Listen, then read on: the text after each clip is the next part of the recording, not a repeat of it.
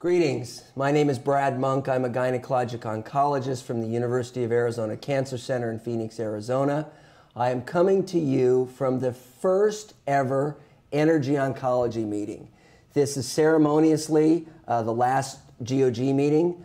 It's my honor to be here with Krish Tiwari. Krish, welcome. Thank you, Brad. So Krish is a professor of gynecologic oncology just up the road at the University of California, Irvine.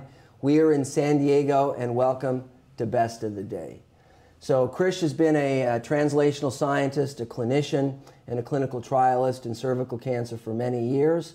What we'd like to do in this segment is discuss new advances in cervical cancer as well as ongoing clinical trials. I think probably the easiest thing to do is work through the treatment paradigm.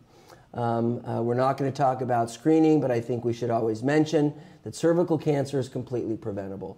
It is preventable through screening and immunization. Screening has been adopted by the U.S. Preventative Services Task Force. There's no question. All societies agree that beginning at age 21 and through age 29, PAP testing, 30 years and older, it's PAP testing and HPV together, and obviously vaccination beginning at age 9, not only in women but in men. Unfortunately, there are still screening failures. We have almost 4,000 deaths in this country. Let's begin talking about surgical management. What is the typical surgical approach to early cervical cancer? The typical surgical approach is a radical operation. This is an operation, Brad, designed to clear the vagina and perimetria of the disease so you can, in effect, get a negative margin and then stage the patient by dissecting the lymph nodes.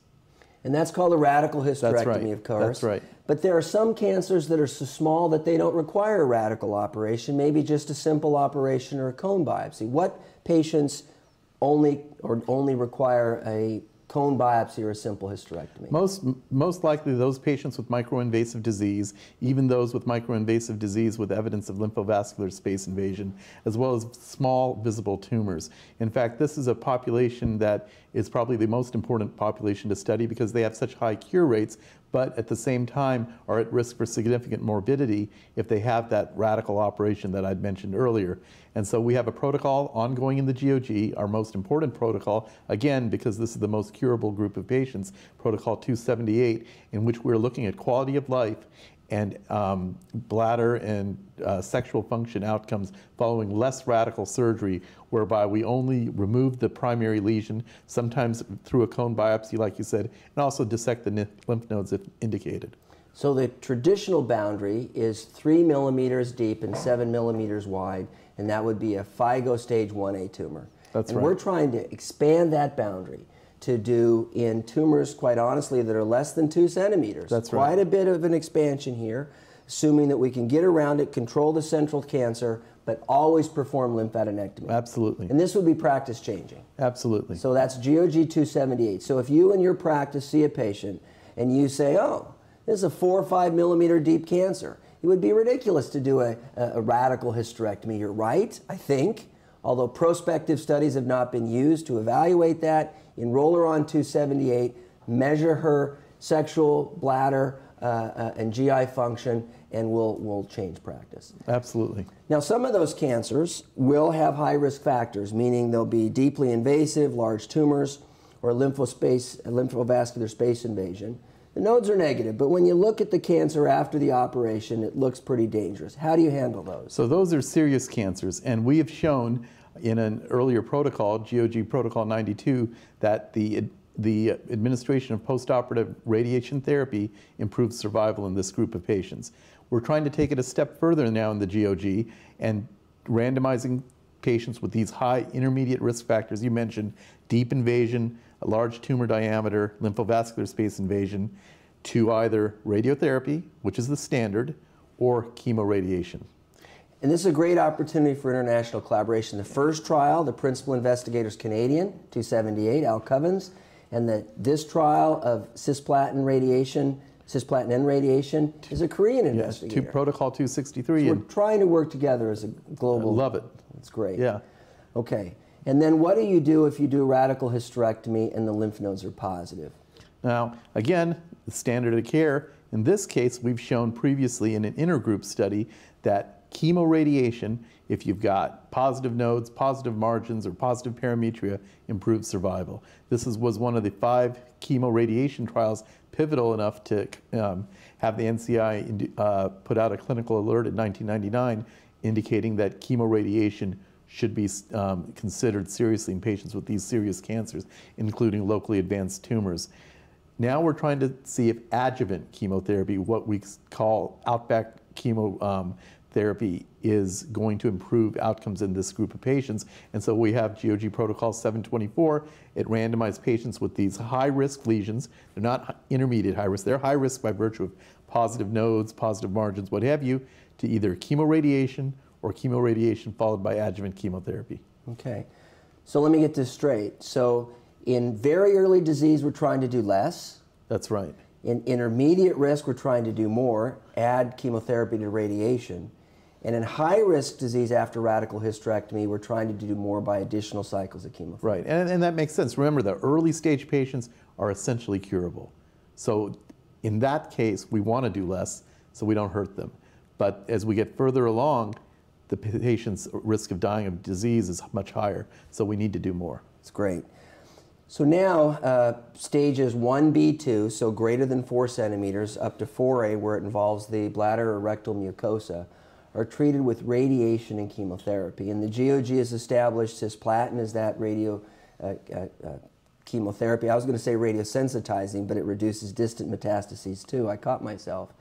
Cisplatin intravenously, 40 milligrams per square meter, capped at 70 milligrams because of tolerability issues.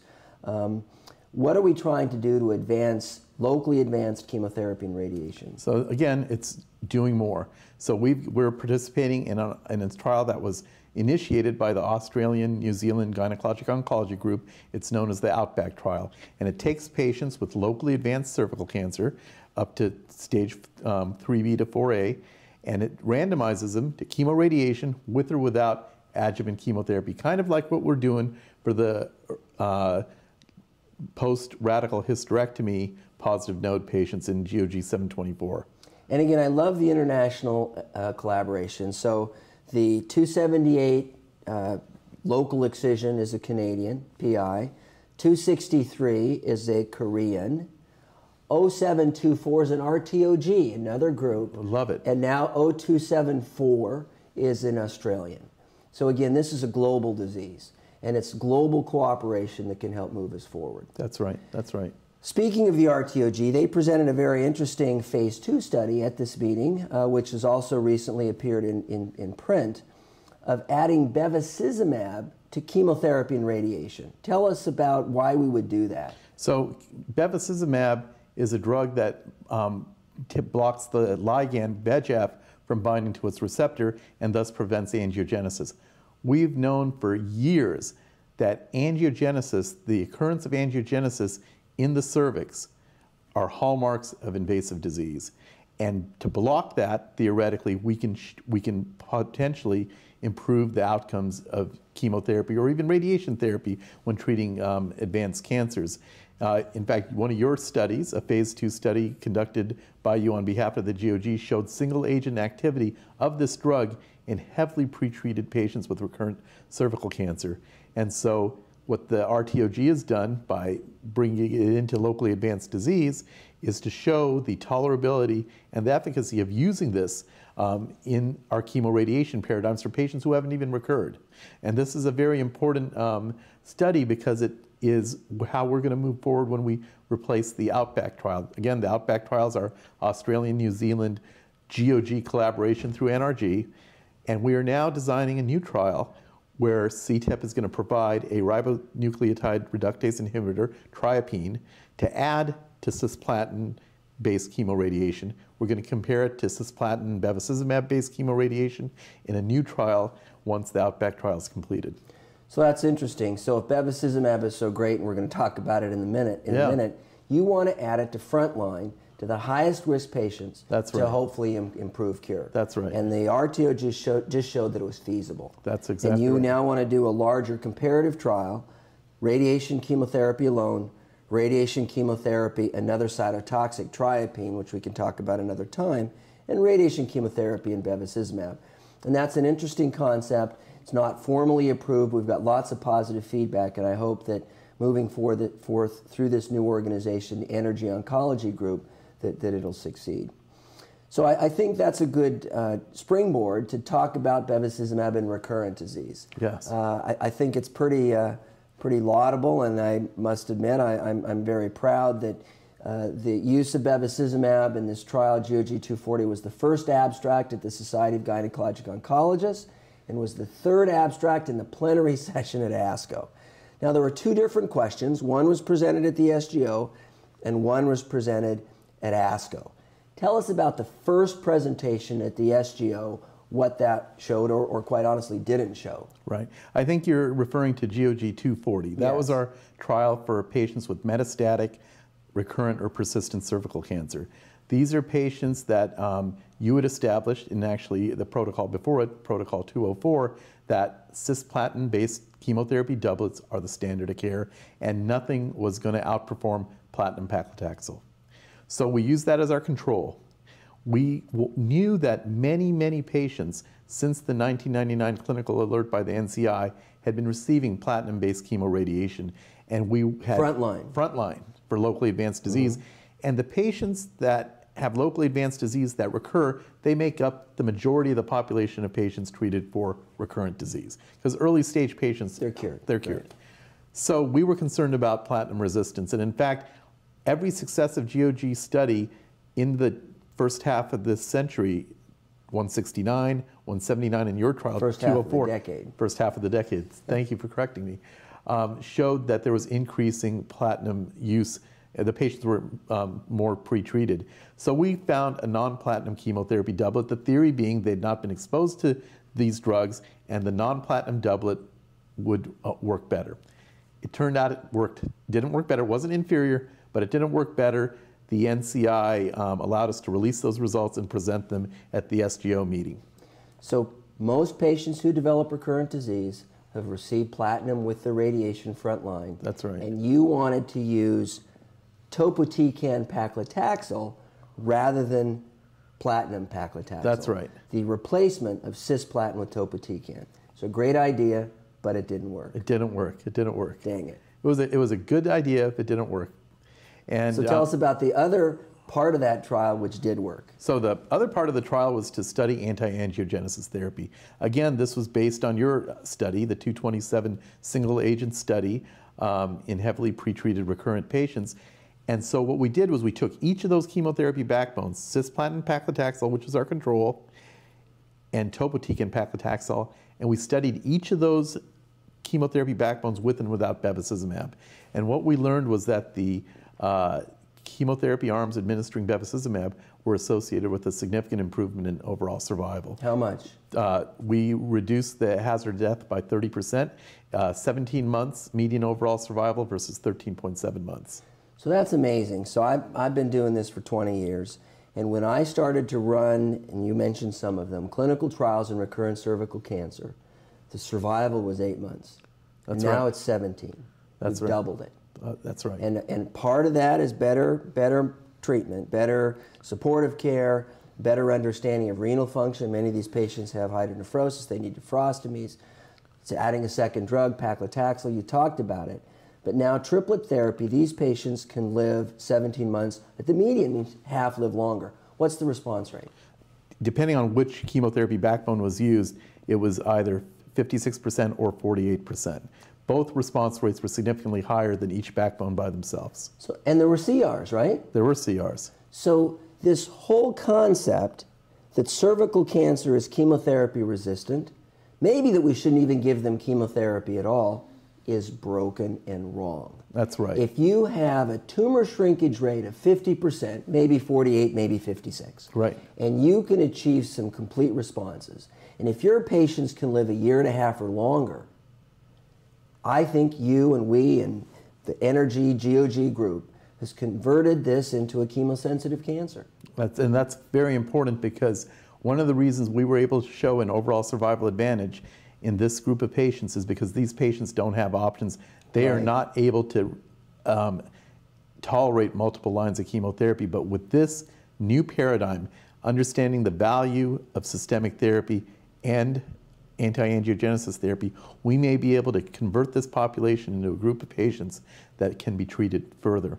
Because again, make no mistake, anti-VEGF therapy isn't curing these patients. They will all progress. But what's important in this study, we found that even though they progressed, during the time that they were responding, they did not have an accompanying deterioration in their quality of life, which is very, very critical. And they receive 15 milligrams per kilogram of bevacizumab every three weeks. Until progression. Until progression, but clear, many of them had dose reductions and some of them had various agents stopped based on toxicity because they had a keen eye on quality of life, just like you said. That's right. Okay. There were many patients who had to drop the chemotherapy completely, but there was evidence of response with the bevacizumab, and we kept that going. Now, this whole program has been with cisplatin. Is there any evidence that carboplatin is just as good? I hear from the community that, oh, I want to use carboplatin and paclitaxel and bev rather than cis, which is what the GOG studied. I think it's a very important thing to look at. You know, the Japanese have done their phase 3 randomized study in this population comparing cisplatin paclitaxel versus carboplatin paclitaxel. It was presented a year ago at ASCO, and they demonstrated equivalent results, but better tolerability. Non-inferiority. Non-inferiority. Okay. So I think that's fine. Carboplatin, though, obviously you have to be aware of the platelet effect. And in patients that have had lots of radiation, like their aortic area radiated, maybe cisplatin would be a better option because of the thrombocytopenia. Okay. So that's exciting. I think we're going to try to move Bev frontline based on your wonderful results. I love it. Based on the tolerability in the ROTOG with radiation. Now, I think moving forward, our audience, you and me, we've all heard about immunotherapy. That's right, yeah. And if there was ever a disease where immunotherapy was appropriate, it'd be cervical cancer. Tumor-infiltrating lymphocytes are prognostic, they're seen. The PD-1, PD-L1 axis is very active and measurable in cervical cancer. Tell us what now has happened at this first energy meeting with regards to immunotherapy. Very exciting. So in 2013, the European Association of Oncology named nivolumab as the molecule of the year. 2 years earlier, ipilimumab was named the molecule of the year. These molecules are immunotherapeutic molecules. They work to prime and redirect T cells to attack the cancer. And they're very active in melanoma, they're active in lung cancer, they're active in renal cell cancers. And CTEP, the Cancer Therapeutics Evaluation Program, has made a mass solicitation for concepts in cervical cancer and several other cancers. And we now are in the process of submitting a concept for review to study nivolumab, an anti-programmed death receptor 1 antibody, in this population of patients that we studied in GOG 240. Metastatic cervical cancer. Metastatic cervical cancer. The idea is if we observe a predefined overall response rate, say 30%, which is what was seen with the nivolumab in melanoma, that we could study the combination. The nice thing about these two drugs is they work differently. One of them works in the periphery, nivolumab, and the other works centrally in the lymphoid organs, ipilimumab. And so it's a very exciting paradigm to study, and it's going to be important because, like I said, we're hopeful that anti-VEGF therapy is going to get approved, and by the FDA. By the FDA, and then patients with metastatic disease in this country are going to be receiving that, but they will end up constituting a new population of patients that need new options. These are going to be patients that are going to progress after anti-VEGF therapy. So it'll be very interesting to see what the immunotherapy paradigm applied to this cancer results in. And I know you're working hard on the GOG 240 bevacizumab manuscript. We're eager to see that manuscript in press, because once that manuscript is in press, then the NCCN guidelines can be definitive. They've already, I think, made an exception to have an opinion of the NCCN guidelines, even though it's not been published. Tell us about the NCCN guidelines. So 1 month after the ASCO presentation on June 2nd, the NCCN updated their cervical cancer treatment guidelines and listed not both triplets, but the cisplatin, paclitaxel, bevacizumab triplet as category 2A. So it's listed ahead of the paper being published, and like you said, our hope is that once the manuscript is published, that recommendation will flip to Category 1. And that's unique. Generally, they won't opine without a manuscript, but I think that this is such a remarkable result. And to be clear, only the third time after colorectal and lung that bevacizumab has shown a survival advantage. That's right. Listen, Krish, it's been my honor. Thank you. This is the first Energy Oncology meeting in San Diego. Thank you very much for being with us. This is Best of the Day.